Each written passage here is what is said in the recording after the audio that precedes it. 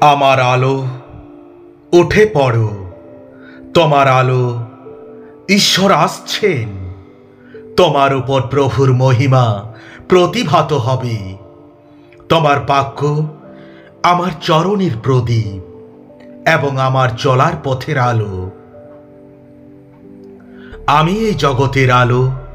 যে কেউ আমার অনুসারী হয়, সে কখনো অন্ধকারে থাকবে না, কিন্তু সেই আলো পাবে যা জীবন দেয়। সেই আলো অন্ধকারের মাঝে উজ্জ্বল হয়ে উঠল, আর অন্ধকার সেই আলোকে জয় করতে পারেনি। তোমরা জগতের আলো। পাহাড়ের ওপর কোনো শহর যা কখনো শুকানো যায় না। প্রভু তোমাদের আশীর্বাদ করুন এবং রক্ষা করুন। প্রভু তোমাদের প্রতি সদয় হন এবং তোমাদের করুণা প্রদর্শন করুন। প্রভু তোমাদের প্রার্থনার উত্তর দিন এবং তোমাদের শান্তি দিন। প্রভু আপনি আমার জ্যোতি এবং আমার পরিত্রাতা। আমি কাউকেই ভয় পাব না। প্রভু আমার জীবনের সুরক্ষা স্থান, তাই কোনো লোককেই আমি ভয় পাব না। কারণ প্রভু আমাদের এমনই আদেশ করেছেন, আমি তোমাদের অইহুদীদের কাছে দীপ্তিস্বরূপ করেছি, যেন তোমরা জগতের সমস্ত লোকের কাছে পরিত্রাণের পথ জ্ঞাত করো। বাতি জ্বলে কেউ পাত্রের নিচে রাখে না, তা বাতিদানের ওপরেই রাখে, আর তা ঘরের সকলকে আলো দেয়। তেমনি তোমাদের আলো লোকদের সামনে উজ্জ্বল হোক, যেন তারা তোমাদের সৎ কাজ দেখে তোমাদের স্বর্গের পিতা ঈশ্বরের মহিমা কীর্তন করে। তিনি সেই সব গভীর ও গুপ্ত বিষয় প্রকাশ করেন, যেগুলো বোঝা শক্ত। তিনি আলো ধরে থাকেন, তাই তিনি জানেন অন্ধকারে কি আছে। যখন লোকেরা আপনার বাণীসমূহ বুঝতে শুরু করে, তা একটি আলোর মতো, যেটা তাদের সঠিক পথে বেঁচে থাকার পথ দেখায়। এই সেই বার্তা যা আমরা খ্রিস্টের কাছ থেকে শুনেছি এবং তোমাদের কাছে ঘোষণা করছি। ঈশ্বর জ্যোতি, ঈশ্বরের মধ্যে কোনো অন্ধকার নেই। প্রভুর উপরে নির্ভর করো, তাকে বিশ্বাস করো। যা করার তিনি তাই করবেন।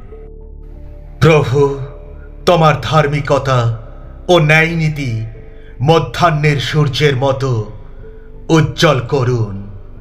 ঈশ্বর জ্যোতিতে আছেন। আমরা যদি সেই রকম জ্যোতিতে বাস করি, তবে বলা যায় আমাদের পরস্পরের মধ্যে সহভাগিতা আছে।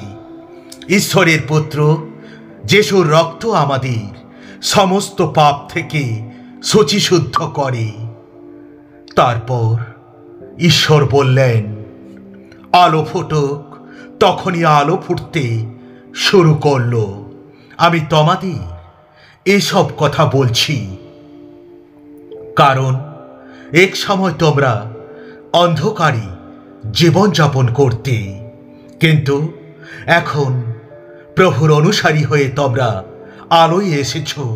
তাই তোমরা এখন জ্যোতির সন্তানদের মতো জীবনযাপন করো। তোমরা সেরকম নও। তোমরা মনোনীত মানব গোষ্ঠী, রাজকীয় যাজককুল, এক পবিত্র জাতি। তোমরা ঈশ্বরের আপন জনগোষ্ঠী।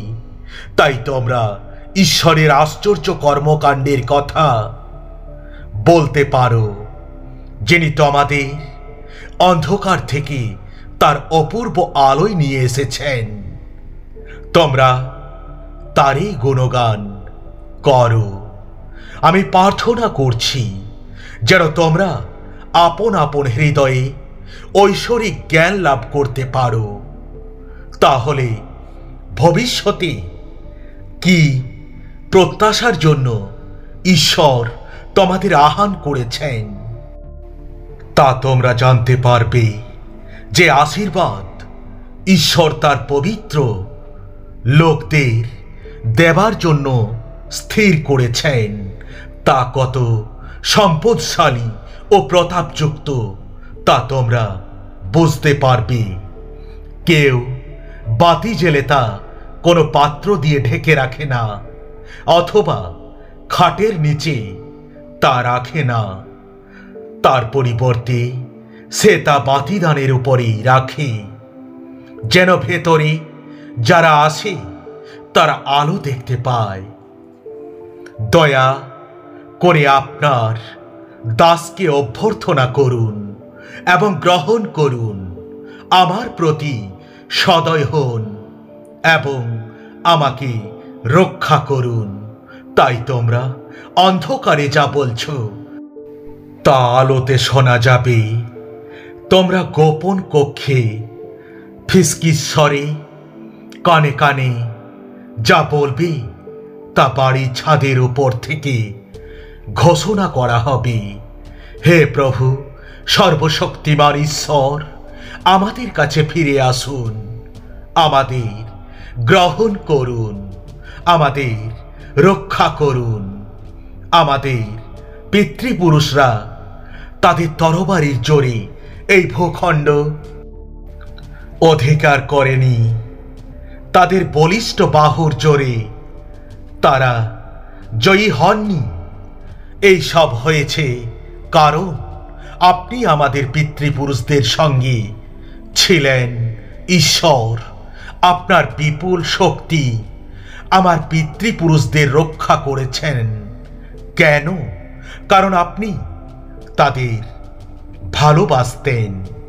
আজ পর্যন্ত আমি ঈশ্বরের সাহায্য পেয়েছি, তাই এখানে ছোট ও বড় সকলের সামনে দাঁড়িয়ে আমি সাক্ষ্য দিচ্ছি। মসি ও ভাববাদীরা যা ঘটবে বলে গেছেন সেটা ছাড়া আমি আর অন্য কোনো কথা বলছি না। তারা বলে গেছেন খ্রিস্টকে মৃত্যু ভোগ করতে হবে ও মৃতদের মধ্য থেকে তিনি হবেন প্রথম পুনরুত্থিত। ইহুদি কি অইহুদি সবার কাছে বিশিষ্ট জ্যোতির বার্তা নিয়ে আসবেন। God bless you. Thank you.